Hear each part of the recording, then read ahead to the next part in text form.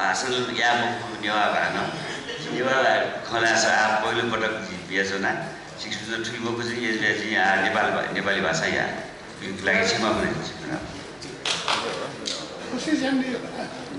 मको आदिवासी बुद्ध हिँड्ने जब विजय चाहिँ बिहा हाना छिप्पिन्छ ठुलोको जी छुदाला छिप्पिन्छ मेरो ठुलो विजय अस्ति एउटा पत्रिकालाई मैले कान्तिपुर दैनिकमा अस्ति गरेर एउटा आएको छ मैले एक इन्ची पनि जग्गा सडक मिच्न दिन्न भत्काउन दिन्न भनेर अस्ति मात्रै हिजो साढे अस्तिको माथ मैले भने के थियो भन्दाखेरि सुरु मैले यहाँबाट गरेँ जस्तो यो जग्गा मिच्ने कुरामा म पनि त्यहाँ धर्ना दिन गएको थिएँ अनसनमा हाम्रो भाइहरू अनसन बस्नुभएको ठाउँमा अनि मैले अस्ति एउटा इन्टरभ्यूमा थियो अनि मैले भने बिना कारण सकेसम्म अधिग्रहणै गर्न दिन्न अब अधिग्रहण गर्नु पऱ्यो विकास गर्नु पऱ्यो भने मैले पुरा मुआवजा 100% अहिलेको चलनचल्ती मोलमा नदिकन मैले गरिदिन्न भनेको थिएँ कान्तिपुरमा अस्ति आइसकेको छ यो विषयमा जुन अहिले बाटो एक्सटेन्सनको छ मैले बाटो एक्सटेन्सन गरेर यो नेभर एन्डिङ प्रोसेस भनिदिएको छु यो हुनु पनि यो बाटो एक्सटेन्सन गर्नु सक्दा त्यो पैसाले मेट्रो बन्थ्यो त्यो पैसाले फास्ट ट्र्याक बन्थ्यो 80 अरब रुपियाँ सरकारले सिधै छ त्यसैले भनिदिएको थिएँ अब मैले जवाब दिँदा स्पष्टीकरण दिँदा हैरान भएको छ जहाँ जाँदा पनि यही क्वेसन सोधिरहेको छ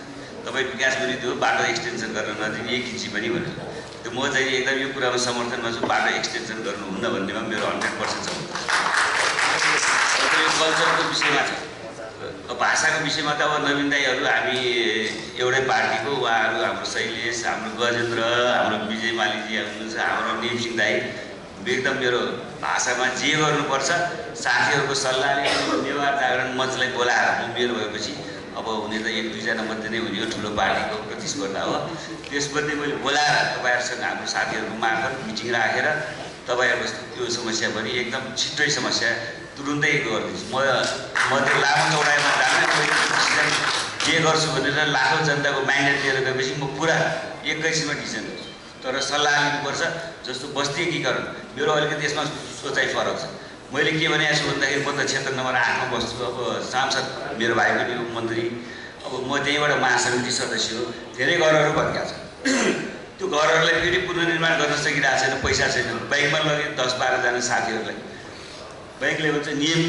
मिल्दैन कहीँ बाटो सानो छ कहीँ इन्कम सोर्स छैन त्यसैले मैले के भनेको छु भन्दाखेरि जतिवटा घरहरू छ नेपाल सरकारको दायित्व हो घर बेगोलाई सुकुम्बासीलाई हुकुम्बासी भन्नु पाइँदैन उहाँहरूको लागि ब्याङ्कमा नेपाल हामी नगरपालिका नेपाल सरकारले ग्यारेन्टी बसेर 25-30 वर्षको लोन दिलाएर उहाँहरूलाई घर बनाउनुपर्छ के पनि विस्थापित गर्नु हुँदैन त्यही बस्नुपर्छ त्यो कल्चर जोगाउनलाई पनि यो अनिवार्य छ भोलि त्यहाँ छोडेर काठमाडौँबाट रिङ रोड बाहिर गइसकेपछि त्यो जात्रामा आउनु बहुत गाह्रो हुन्छ यो विषयमा चाहिँ छलफल गर्नुपर्ने विषय हो तपाईहरुले पनि विचार गर्नुपर्छ एकीकरण गर्दाखेरि भोलि यहाँको पपुलेसन अहिले कम भइसक्यो म एकाडोलमा पुर्खा बसेका मान्छे हाम्रो 6000 भोटर्स थियो अहिले 42 जम्मै माइग्रेट भयो किनभने ठाउँ पुगेन त्यसैले अहिले त्यो बनाउन दिएनौं र भने अपार्टमेन्ट सिस्टम बनाउन थाल्यो भने त्यो भोज यताउता गर्न मिल्दैन झन् माइग्रेट हुन्छ त्यसैले त्यो माइग्रेट रोक्नलाई उहाँहरूलाई अहिले जहाँ बस्नुभएको छ त्यसलाई कसरी सुविधा सम्पन्न बनाउन सकिन्छ त्यसमा विचार गर्नुपर्छ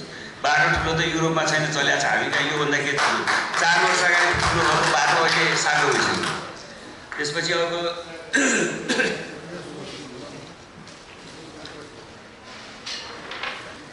मैले यो हिजो नै एजेन्डाहरू पारेर तयार गरेर फेरि चुनाव बिहानदेखि भाषणमा दौडाउनु छ अनि अर्को अब यो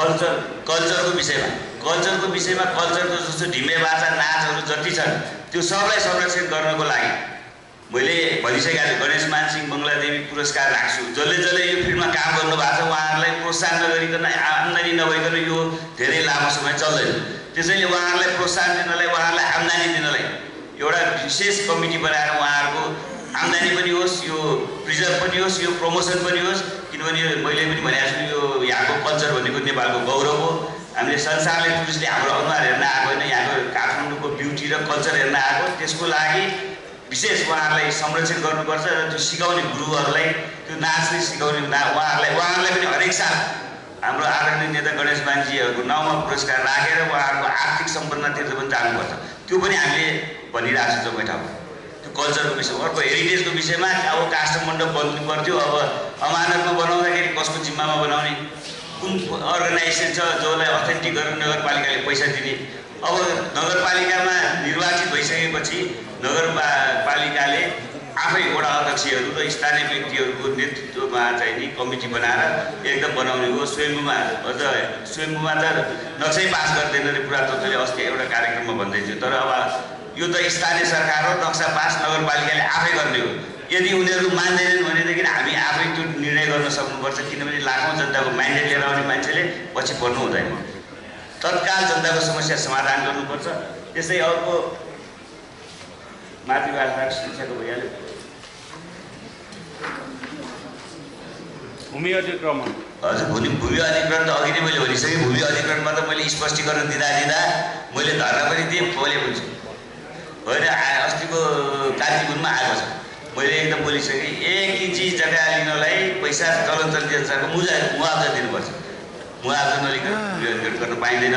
अर्को हेरिटेज कल्चर यो सँगै जे समस्या छ। अब यहाँ पहिले भगवान साकेदेखि लिएर हाम्रो शैलेश पनि यही भएको हो, हाम्रो नवीन मानन्दर पनि बहुत धेरै साथीहरू हुनुहुन्छ। उहाँहरूसँग सल्लाह गरेर हाम्रो मल्लकी सुन्दरजी भइहाल्नुहुन्छ। यहाँ जे गर्नुपर्छ भन्नुहोस्, टेबलमा बसेर एउटा सल्युसन आउँछ। समस्या आएकै सल्युसन आउनलाई हो। अब समस्या पहिला आयो, अब त्यो समाधान भएको छैन। तर हामी जस्तो मान्छे गएपछि, किनभने हामी पहिलो कुरो बुझ्नु, जे बोल्यो त्यो गरेर देखाउँछौँ, गरेको पनि छ। अहिले पनि मन्दिरहरू बनाउन दौडिरहेको छु। अहिले हाम्रो यहाँ गङ्गाजीमाको चाहिँ आज क्षमा पूजा थियो, म अध्यक्ष त्यो कमिटीको। यहाँ बसेर अहिले त्यहाँ बोलाएको रहेछ, फोन आएछ। त्यहाँ पनि 3 करोड चाहन्छौँ हामीले नेपाल सरकारबाट लिएर आएको थियौँ। अहिले चाहिँ त्यो क्षमा पूजा गर्दैछ। त्यसैले यो ठाउँ बनिरहेछ। यहीको हामीले हाम्रो काठमाडौँको हामीले संरक्षण सम्वर्धन नगरे बाहिरको मान्छे आएर गर्दैन, बिगारेर मात्रै जान्छ। त्यसैले तपाईँहरूसँग के अनुरोध गर्छु भने काङ्ग्रेसलाई जिताउनुहोस्। तपाईँहरूको यो लेखेको नलेखेको पनि समस्या होला, या नलेखेको पनि समस्या होला। त्यस्तो कुनै पनि समस्या छ भने आउनुहोस्। सबै चिन्नु भएको छ, सबै एउटै ठाउँको दाजुभाइ हो। 10 मिनट हिँड्यो भने जहाँ पनि पुगिन्छ। कुनै पनि समस्या समाधान गर्न म तयार छु। यति भन्दै तपाईँहरूसँग बिदा हुन्छु। जय नेपाल।